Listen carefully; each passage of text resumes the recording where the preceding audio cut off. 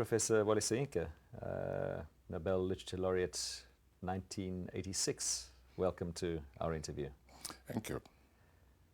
Let's start right at the very beginning. What were the circumstances of your birth, your early upbringing? Well, I was born into a Christian household in a parsonage, in fact. So I grew up in that sort of a missionary atmosphere. But it was an environment which involved both the traditional religions as well as the Muslim religion. So we were exposed to all the various facets of faith, microcultures which existed within those beliefs. And even though I've lost my whatever Christian faith was drummed into me as a child, I still maintain a very good relationship with all the various religions. And what shaped you were born in a Nigerian town called, how do you pronounce it? Ake? Ake, Abeokuta. I was born in Ake, the Ake sector of Abeokuta. Abeokuta is an ancient city. It means literally under the rocks, and it's a very rocky kind of environment, and very lush. Lots of greenery, of course, because it's in the tropical belt. It was a small town with the monarch, the Alake of Abeokuta, a mixture of traditional and Western kind of cultures. My father was a school teacher, and so I had the advantage of both Western educational instruction in school, as well as what you might call the process of imbibing the traditional processes of education and instruction around me. This was colonial Nigeria. What were the forces that shaped the society? First of all, it was a society which was very deeply steeped in its own cultures. Those cultures were never eradicated by contact with the missionary society. It is also a birthplace of a lot of political agitation. While there was a pretty reasonable, harmonious cohabitation with the European, the British, specifically British colonial forces, there was also a very keen sense of nationalism. In fact, the Egba Kingdom, which Abeokuta is more or less the capital city, the Egba Kingdom was one of the very last to be ceded to the British Protectorate. It remained almost an independent entity within what is now known as Nigeria, simply because of its own traditional structure of governance. You talk about political agitation. You talk in some of your writings and in your Nobel lecture about the very, very young experience of your mother participating in a tax agitation against what was perceived as a very unfair tax. Mm-hmm. Did this political agitation, this very political, overtly political life influence you from a very early age? Oh, there's no question at all. I grew up with a very strong sense of what is just and what is not. Or to put it this way, I grew up with a keen sense of a division, the reality of a division of perception in people's lives between those who govern and those who govern. The Alake of Abeokuta, for instance, was a revered individual. Traditionally, as a powerful monarch, and the institution of obaship. Many people don't understand this outside, but actually the Yoruba system of obaship, that's kingship, is really a pretty democratic one. There are severe limitations to what a king can do and not do. There is a council of chiefs who wield a lot of power. They're like a cabinet. And if the king misbehaves or uses excessive power, this Ogboni council can actually meet, the enclave can meet and dethrone him. So the kind of autocratic notion which people have about obaship in Yoruba system of kingship, or that applies to other parts of Africa, of course, but this Yoruba is the example we're dealing with, is not quite as rigid as they imagine. And so when the Oba became somewhat high-handed, autocratic, imposed what the women considered an unfair taxation on them, they rebelled. And their protest was organized principally by my aunt, Mrs. Fumilayo Ransom-Kuti, and one of her lieutenants was my mother. And I was fascinated by the conflict. I was interested in the causes, and I found myself on the side of the women. Maybe I just moved into it because my mother was involved, but I think I understood sufficient about what was happening, and I became the courier between various groups, demonstrating groups, and I got really caught up physically and mentally in the entire conflict. And I've no doubt at all that that early lesson left its mark on my political awareness. Your life has been defined, punctuated by political incidents, some more benign and some very cruel and threatening, even to you personally. Can you describe some of that process? The process of decolonization was a very untidy one. The British, when they were leaving, finally knew exactly who they wanted to take over. They wanted pliant government figures, structures. They wanted to continue indirectly, in effect, their control over much of their colonial possessions. And this was one of the very early causes of conflict. The British inclined more towards the feudal mentality, the feudal structures, rather than the more radical, progressive elements who would reshape society and institute pretty egalitarian systems of governance with opportunity for even disadvantaged people. And so I found that decolonization was not just the end of political struggle. There always are internal divisions which impose choice on citizens and those who are politically aware. And so I found myself thrown into that division within my own society, in the west of Nigeria especially. And I wrote, I used street theater, we call it guerrilla theater, wrote political sketches, performed them in open spaces and halls in which corrupt authority was attacked. And this led eventually to even more activist action. There was the incident of a radio station, which was the result of my intervention in the attempt of a government to rig the elections and broadcast totally false results after inflicting violence on the voters, after intimidation failed completely. And so I intervened in that. This ended me my first spell of conflict with the law, because I was tried for allegedly holding up a radio station and substituting the premier's tape with mine, which more or less invited the premier to get out of town, sort of thing. But I was acquitted. And then later, things got even more serious. We had this our first experience of a military coup, which was very bloody.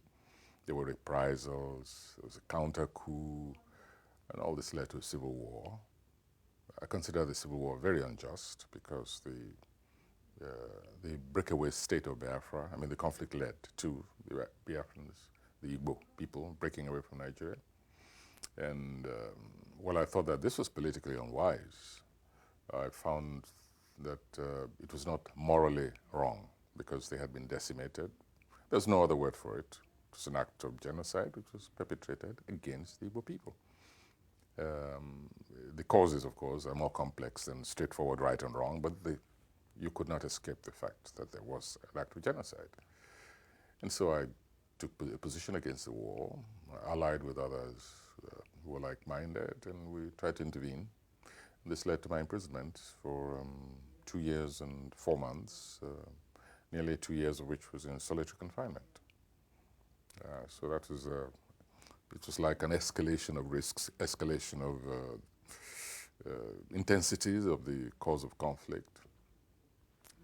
And then after that, when I thought it was more or less all over, everything was stabilized, we were moving after a series of military dictatorships, which were not acceptable, but with which you had to live, and even trying to achieve something useful for the nation, for the people, with the more amenable of these, the less obnoxious of some of them.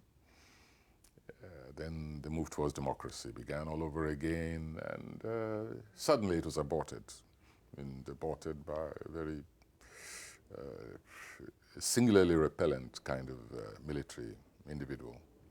And so I had to take action against him also, which led eventually to my exile, my being placed on trial for treason, a price being placed on my head, and so on and so forth. Part of occupational risk of one's endeavors. But has this process been part of your perceived duty as a writer or as a citizen? Well, the problem with literature, with writing, is that it works sometimes in terms of correction of social ills. Other times, it just does not suffice. The proof of that is the ability of a dictator to snuff out the life of a writer, as happened to my colleague, Ken Saro-Wiwa, the Ogoni environmental activist, who was hanged after a kangaroo trial by this brutal dictator, Sani Abacha, he and 8 of his companions. And when an event like that happens, and even lesser events of lesser gravity, the citizen comes to the fore. The citizen overtakes the writer, because literature has proved or is proving inadequate. And then forms of citizen action, whether it's demonstrations, or sometimes in the case of Christopher Okibo, another colleague of mine who lost his life, whether it's, he went to war. He went on the Biafran side because he found that his poetry could not answer his sense of intense wrong. And he perished on the front. So writers throughout the ages have one weapon, which is literature, but they also have their responsibilities as a citizen when literature does not seem to suffice. I mean, they're not mutually exclusive. One continues to write anyway. But if you're called out to demonstrate, if people are being killed in the streets, it's hardly the moment to go for your pen and paper. You have to help in one way or the other. It's a very intense fire in which your craft, your art has been forged. Has it had a very powerful effect on your writing? Has it made your writing more intense? Could be. One thing I'm certain of is that it has made me create and recreate different tempi of writing. I've had to adjust to, ideally, for instance, I think most writers would like a quiet space, complete isolation, in which they control their own time, spaces of creativity in which there's very little interruption. I think that's the ideal. And this perhaps is how I began as a writer, finding that space, that intense period in which I'm completely alone. But as you get drawn more and more into other activities, like political activities, very demanding, you have to find different rhythms of writing. I think that's the word I'm looking for, rhythms of creativity, which then, of course, become very intense. I think your writing then tends to be very intensified, simply because there are other demands which seem equally important. You know, if they were just trivial demands and so on, then it wouldn't matter at all. You can hive off a certain section of the mind and deal with that. But if it's something which consumes you, you know, then there's a competition which concentrates your writing. Did you find it easy to start writing, or was it a struggle? Are you a natural writer? That's a very good question. I think I'm a very lazy writer.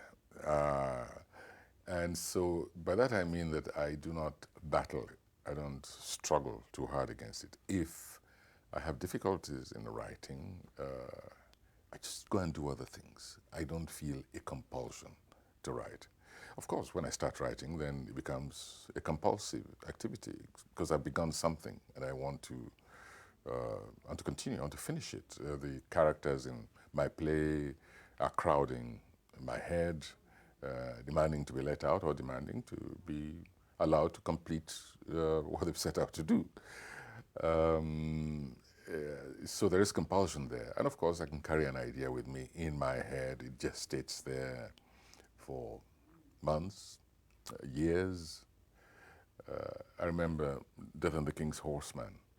When I first heard of that story, I was so fascinated by it. I wanted to write it immediately. But I didn't have time for it. And other things came in between. Then one day, I was teaching in Cambridge. And this is a play which is set in the colonial period. And my college was Churchill College. And I used to come down the stairs, you know, towards the dining hall or going outside. And there was this bust of this great genius of a colonialist, and all the more hated for being such a genius at his work, of that kind of work, Winston Churchill. And I used to look at him, and I felt each time like pushing the bust over the edge of the stairs. And it was during that period that one day I recalled this story, which had been in my head for how many years? Maybe 5, 10 years. Yeah, about 10 years. And I sat there, and after that, I just couldn't rest until I could sit at my typewriter then and start work on it. And that's why I wrote it, and wrote it in for a play of that complexity, you know, virtually record time. Within a week, I'd completed it completely, and I brought people in to read it. So writing comes like it has its own creative rhythm. You know, you can't force it. At least I don't. I know there are other writers who sit down religiously every morning.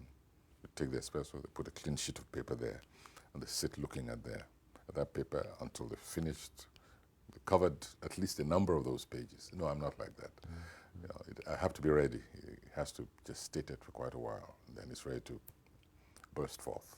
When you talk about completing a play, is it complete until it's performed? That's, again, a good question. But then, for many playwrights, they write the plays anyway because they've got to be, the work has been started, it's got to be finished. But we all long, I think, to see the plays fleshed out on stage. And I'm exactly like that. Yes, I'm not satisfied until I actually see it on stage. Is that part of your African tradition? Because obviously you're writing for very diverse audiences, and audiences with diverse literary capacities. Some of your audiences may be completely illiterate. Is it important to you that you reach all of those audiences, and is theatre a strong vehicle for that? That's where I think those of us who work in the theatre have an advantage over the novelists. And the prose writers, and even to some extent those who write strictly write only poetry. With theatre, you can interpret the most complex play on stage for it to have meaning to an audience, because you're dealing in images, you're dealing in action. You can use different idioms to interpret and clarify something which is obscured in the reading. And of course, there are different kinds of plays. There are mythological plays. There are what I call the dramatic sketches, direct political theater, which is virtually everybody. But I find that you can use the stage as a social vehicle, which will reach any kind of audience. And when you have already the tradition of theater in your society, and we have these traveling companies, we call them folk opera companies. They travel all over the place in a lorry. They arrive there in the morning, they drum, dance around the town to announce their presence. In the evening, to say where the venue will be can be just an improvised hall. By evening, everybody is already, swarming in that direction. So the tradition of theater already exists in my society, and that is an advantage.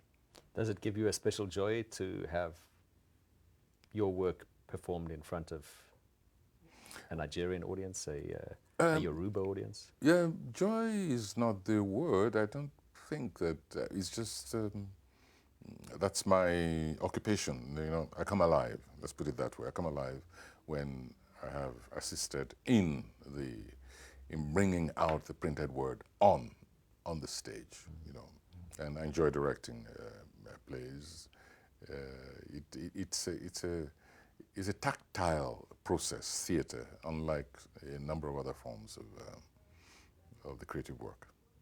You talk about diverse audiences, diverse influences. My understanding of the creative process is simply that all cultures and all concerns meet at a certain point. There's a human point in which everything is related to one another. That has been my creative experience. I never know who's influencing me at any time. I mean, I can take a play by Brecht and adapt it. I'm consciously adapting that play, or as I've done with the Greek classics, Euripides and Oedipus, and I'm consciously adapting that play. Whether it influences me or not, I think is the critics, the analysts who will have to decide that. Me, I don't feel that I'm under the influence of any such sources. But you have rather diverse forms. If you look at something like myth, literature, and the African world, you analyze and deconstruct those different belief systems, those different structures.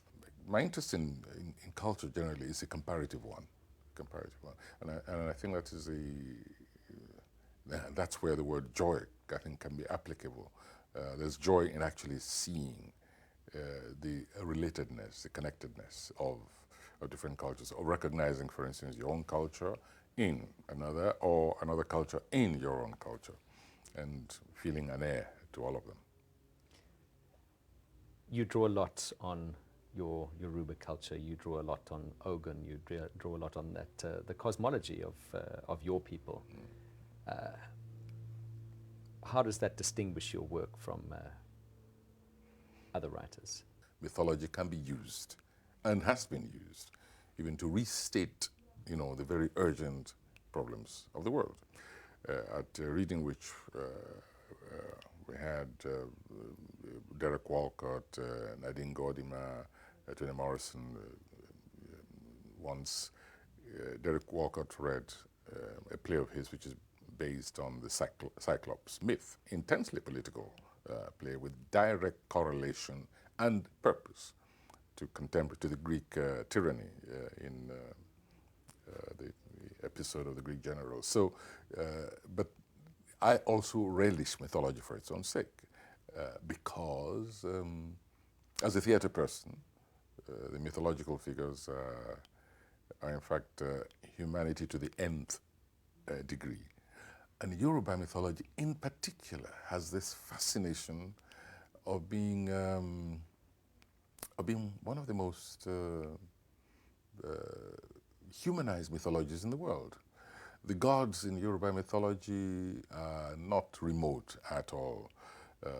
They're benign, they're malign, they are mischievous, like Eshu, for instance, tricksters, rascally, fornicators.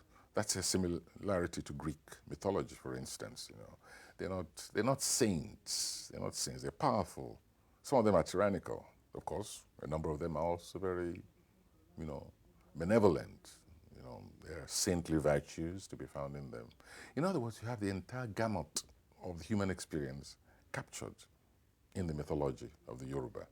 This is what makes the Yoruba mythology a natural source material for me in my creative endeavors.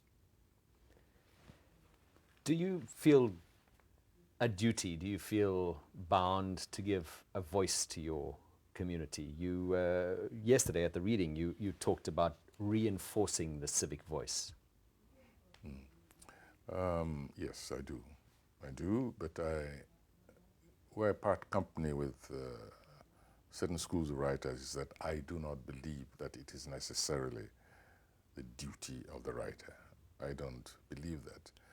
If a writer is true to his vocation, to his or her vocation, the very process of creativity enlarges the human horizons. It provides insights, even when you're not writing, when a writer is not dealing with a concrete political situation. The very function of creativity, of the elaboration of the human condition, already enlarges the human spirit. And as a writer, I don't want to read political literature all the time. It'll be terribly boring and, abrasive. But just reading the insights, partaking of the insights of a writer into phenomena, into society, into human relationships, both on a micro level and on a macro level, is already a function. For me, a writer is already paying the dues of his mission, his occupation to society. But I happen to be, unfortunately, temperamental. My temperament is also what you describe to reinforce the will of society to combat a number of contradictions. That happens to be my creative temperament. And are these, when do these issues move away from specific to universal? Oh, I think all, no, let me correct what I was about to say. I'm very conscious when I'm being specific, like my street theater, my guerrilla theater, for instance, is created, and the themes and the methodology of the delivery of the content is specific. It's to an immediate issue. But when I sit down to craft a play or a novel or a poem, I'm now dealing more consciously, perhaps, on more universal issues. But even those specific issues contain sometimes universal applications. So I don't say I'm only going to be specific, but what motivates that particular work at that moment is a specific issue, and I try to address it as much as possible. To move on to the Nobel Prize, 1986, the first African writer to get the Nobel Prize. In literature. In literature. Tell us about the event. Did you have intimations beforehand? How did it all come about? No. Not only didn't I have any intimations, I was extremely irritated the year before by speculations in the Nigerian media. It really boiled up to a hysterical pitch. I believe the prizes are useful, useful things for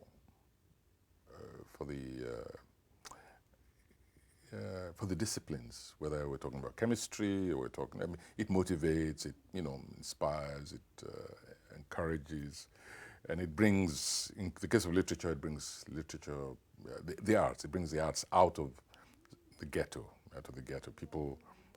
People respond, there's a prize for this, I must take a look into that. But as a matter of fact, I was nominating other writers.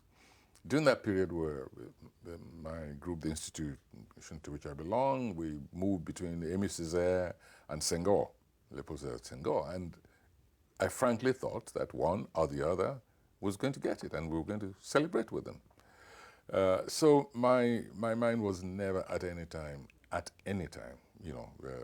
on the notion of considering myself as a candidate just didn't occur because I had other writers I loved, not just African writers. I mean, I'm a consumer of literature, and so I had candidates quite apart from even the African candidates, those whom I thought, would even get it before they got to me at all. So it was quite a shock and a surprise, pleasant one, but the shock was the same. The event itself, your Nobel lecture, you used the platform. It was a very overtly political speech. It was a very powerful lecture. And there was, among the more conservative elements in society, there was some grumbling about using that platform for such an overtly, and I come from South Africa, and of course Yes. at that time the reaction was fantastic because it really put the apartheid government into a flap. It disturbed them.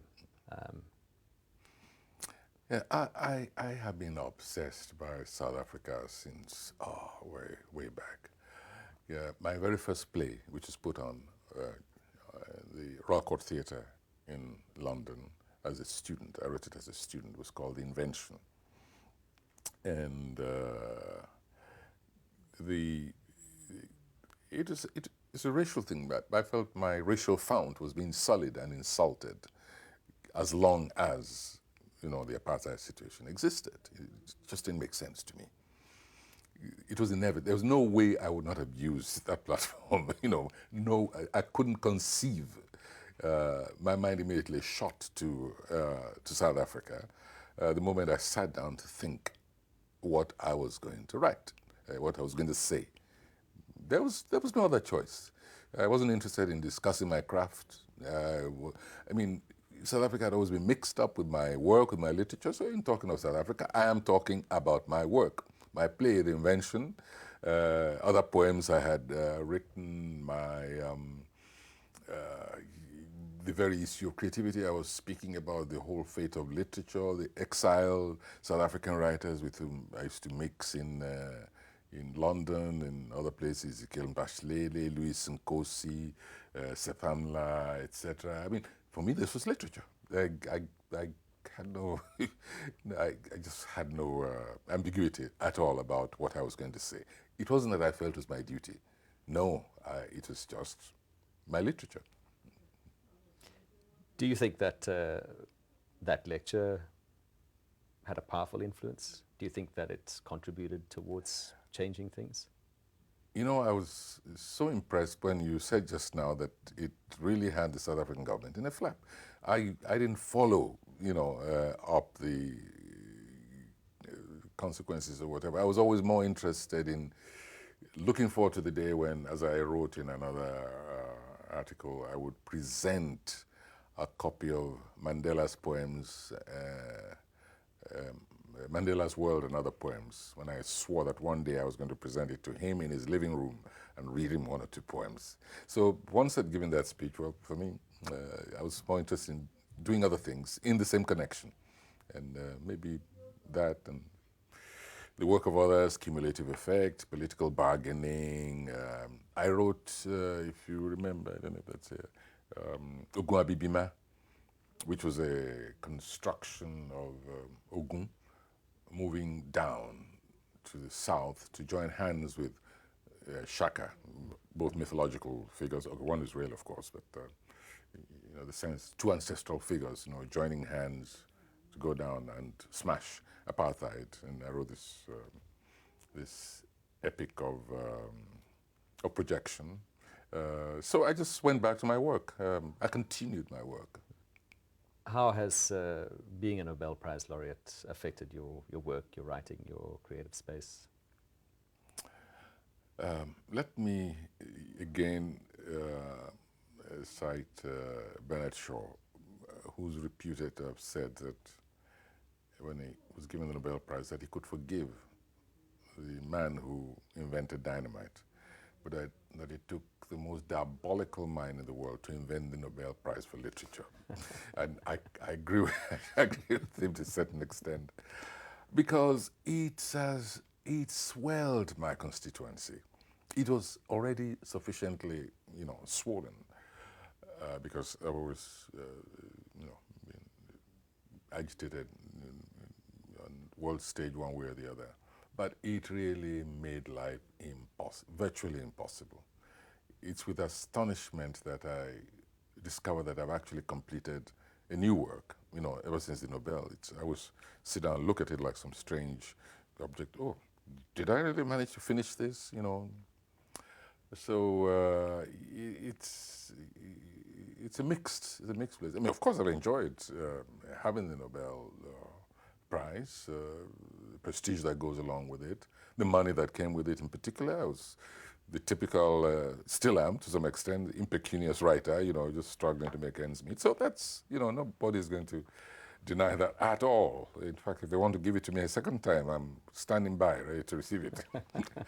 But at the same time, it's a problem. It's a real problem. And then expectations which are made of you. And then you have monsters like Sonny Abacha, who come up from time to time, and who would have died a happy man if it succeeded in hanging a Nobel Laureate for Literature. I mean, that's a fact, and it can be attested by some of his close associates. Mm-hmm. So it brings, in this particular case, it brought certain additional risks when it should have been what most people correctly think, a kind of protection.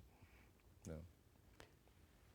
It's a new century. You're writing Climate of Fear. You're addressing very current issues. You're addressing a new threat. Can you tell us a little bit about the last lecture in here, I'm right, you are dead? It talks about intolerance. Yes, intolerance has become, I think, the reigning ideology of the world today, intolerance versus intolerance. And it's taken on lethal proportions. I mean, intolerance has always been with us. The moment you have ideology, we have intolerance. The moment whether it's the secular ideology or a theocratic ideology, it always brings with it some kind of intolerance. That's the sense of self-assuredness that ideologists, you have all the structure of the world in your hand, whether you're viewing it from material world or from the extraterrestrial lofty position. And it's become accentuated because of genuine as well as perceived injustices.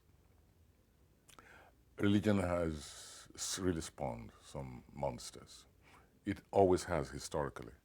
Go all the way back to the Inquisition, the Crusades, the Jihad, and so on. It's all based on the mentality of, I am right. But now, today, it's moved from even the question of I'm right and I'm willing to tolerate those who agree that I'm right, or those who don't disturb me. Anyway, now it's a question of, if you do not accept that I'm right, I have a right to kill you. That is the mentality of religious fundamentalism today. That is the meaning of the kind of terror which we're witnessing today, that everybody is expendable who do not actually physically line up behind me. And one of the most distressing aspects of this is to see that kind of mentality also manifested by the leadership of so-called democratic countries. And I refer specifically to the United States of America, where the president uses a kind of language which becomes indistinguishable from that of Osama bin Laden. I'm right. It doesn't matter whether the world thinks I am wrong. I know that I am divinely ordered to do this. It's that kind of language. That's a language of intolerance, intolerance of opinion. Those who are not with us are against us. And this is, of course, we've got to be honest that the more dangerous is that of religious fundamentalism. Those who feel that, the kind which led to Beslan, one of the most horrendous chapters of Iraq's contemporary experience. That really, I think, has breached the very barriers of the unimaginable. People seem to have a very short memory for history. Things recur over and over again in an endless cycle. Do you think that your role as a writer is to try and help people to understand, to deconstruct history? Whenever that is possible, I consider it my duty to do so. Whenever circumstances point, reactions, events point to this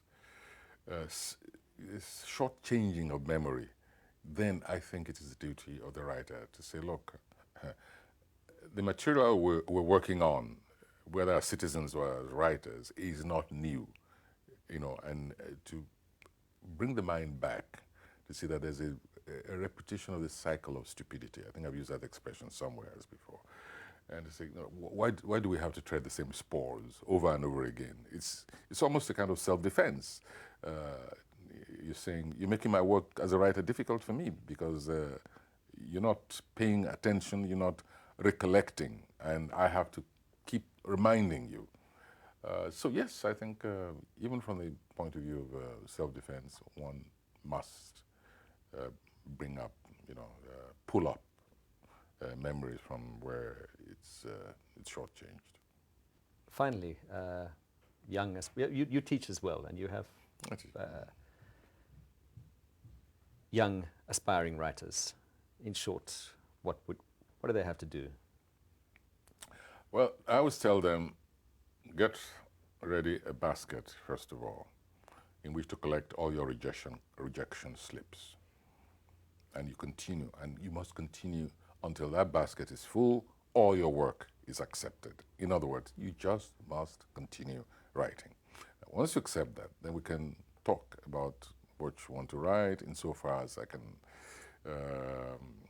assist. I'm not a very good teacher of creative writing, and I always warn them about that. What I teach is literary criticism and comparative literature and so on. That's my function. But it's from time to time it's possible for me actually to help a writer. I read something and something strikes me there, and I feel I can talk to that writer about it. But over and above all, I also tell them, don't get carried away by the ideologues. Don't feel that you have to tailor your literature a particular way to please any school of ideology. There will emerge in its own right, effortlessly, some kind of ideological direction which is a reflection of your thinking. And you want your thinking above all. We wasted a lot of creative energy in that immediate post-colonial era when there was a struggle between, the Cold War, between the capitalism and communism. Many writers just wasted the energy and their talent because they want to be ideologically correct. And of course, all they produced was propaganda. Absolute, tawdry, uninteresting. Oh, full of excitation, yes, full of rah-rah-rah. But they were shortchanging their own talent, and I used to tell them. And now that they've become ideological orphans, they're now trying to recover their own true voice, and they're producing some very good work. But they could have produced excellent work, and at the same time, be truthful to their ideological convictions if they hadn't allowed that ideology to take primary place. And that's what I tell all writers. Great, Professor Soyinka. Thank you very much indeed. It's been a real pleasure to speak to you. Thank you.